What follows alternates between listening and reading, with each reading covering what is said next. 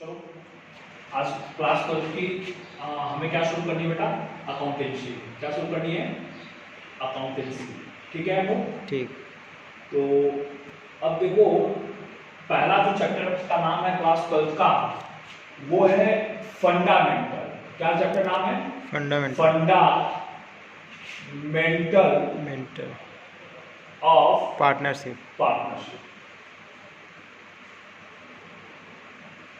ठीक है, इसमें देखो पहले ये समझ लो फंडामेंटल ऑफ पार्टनरशिप। जरूरत पार्टनरशिप की क्यों पड़ी?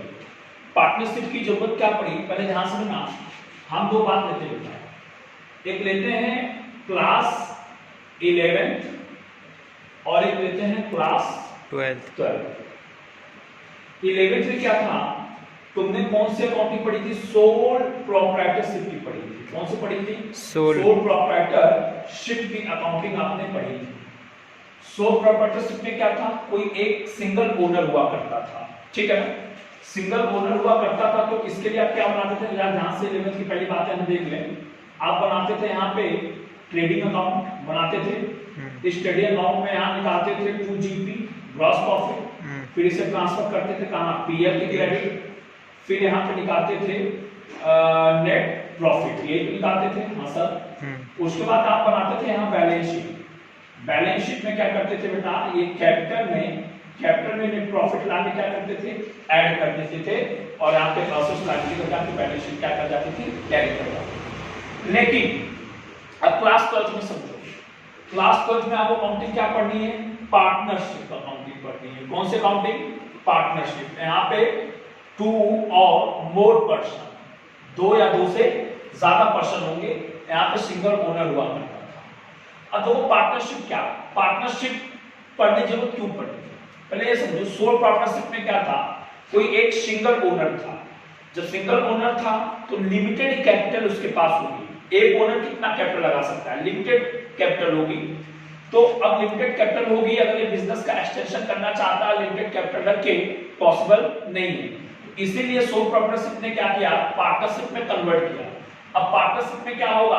2 या 2 से ज्यादा लोग आएंगे तो कैपिटल भी ज्यादा आएगी, और जब कैपिटल भी ज्यादा आएगी तो यहाँ पे बेटा जब कैपिटल भी ज्यादा आएगी तो हमारे बिजनेस का एक्सटेंशन भी हो सकता है, ग्रोथ भी हो सकता है, बिजनेस में कैपिटल भी होगी। दूसरी चीज, यहाँ पे एक सिंगल ओनर था। सोचो, सोल पार्टनरशिप में एक सिंगल ओनर था, इसे ही हर एक काम मैनेज करना, सेल भी करना है, एडवर्टाइजमेंट भी करना है, सेल्स के लिए सोचना भी है, सारी कुछ चीजें करनी है। लेकिन अब सोचो यहाँ पे जब 2 से ज्यादा होंगे तो यहाँ पे क्या होगा? जहां पे 2 से ज्यादा लोग होंगे, प्रॉपर वर्क का डिवाइडेशन होगा।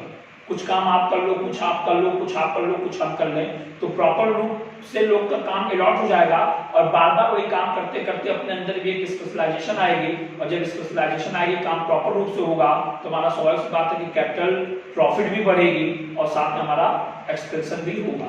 इसलिए पार्टनरशिप से काफी फायदे भी है। अब देखिए जरा, पार्टनरशिप जब आएगा तो पार्टनरशिप में क्या होगा? पार्टनरशिप वाले भी बनाते हैं क्या? ध्यान रखिएगा, पार्टनरशिप भी ट्रेडिंग बनाती है। ए भी यहाँ पे जीपी निकालेगी, ए भी पीएल बनाएगी, ए भी यहाँ पे नेट प्रॉफिट निकालेगी, लेकिन हम जगह छोड़ रहे हैं और ये एक बैलेंस शीट बनाएगी। तो ध्यान रखना, बैलेंस शीट में मान लो यहाँ पे 2 पार्टनर्स हैं, ए है और बी है।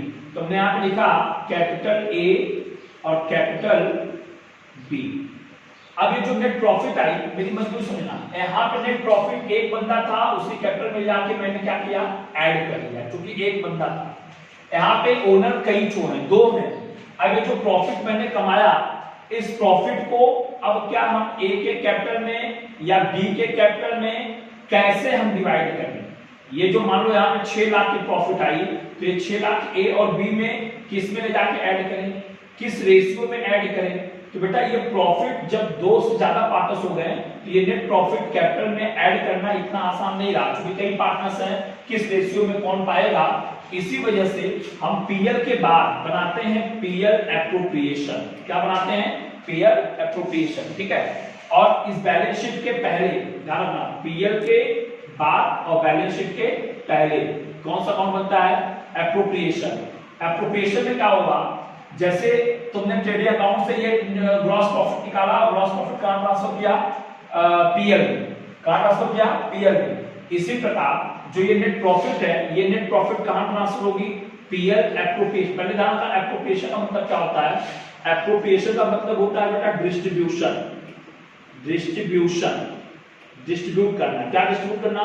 Distribution of profit among partners. जो भी प्रॉफिट होगा वो पार्टनर्स के बीच में क्या करना है? डिस्ट्रीब्यूट करना है।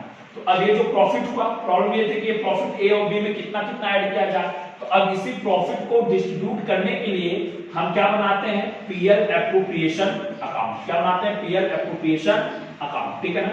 एप्रोप्रिएशन का मतलब क्या होता है? फिर से सुन लीजिए, एप्रोप्रिएशन मतलब होता है distribution of profit among partners. Profit का डिस्ट्रीब्यूशन करना किसके बीच में? पार्टनर्स के बीच में। ठीक है, या तो पॉइंट क्लियर है? ठीक है सर। अब देखिए जरा, अब जब एप्रोप्रिएशन का मतलब एक चीज तो समझ में आ गया। पहली बात, अगर आप आज यहां से निकलता कोई पूछ ले एप्रोप्रिएशन अकाउंट क्यों बनाते हैं, तो एप्रोप्रिएशन अकाउंट बस इतना बता देना, distribution of profit among partners. Partners का डिस्ट्रीब्यूशन, प्रॉफिट का डिस्ट्रीब्यूशन पार्टनर्स के बीच में करने के लिए हम क्या बनाते हैं? एप्रोप्रिएशन। अब अगला क्वेश्चन, एप्रोप्रिएशन अकाउंट किस टाइप के फर्म बनाती है? तो एप्रोप्रिएशन सिर्फ और सिर्फ पार्टनरशिप फर्म बनाती है, कंपनी और सोल प्रोप्राइटरशिप नहीं बनाती। पीएल एप्रोप्रिएशन सिर्फ कौन बनाता है? सिर्फ बेटा पार्टनरशिप फर्म बनाती है, ये कंपनी भी नहीं बनाती और सोल प्रोप्राइटरशिप भी नहीं बनाती। ठीक है, ठीक है ना? चलिए फिर नेक्स्ट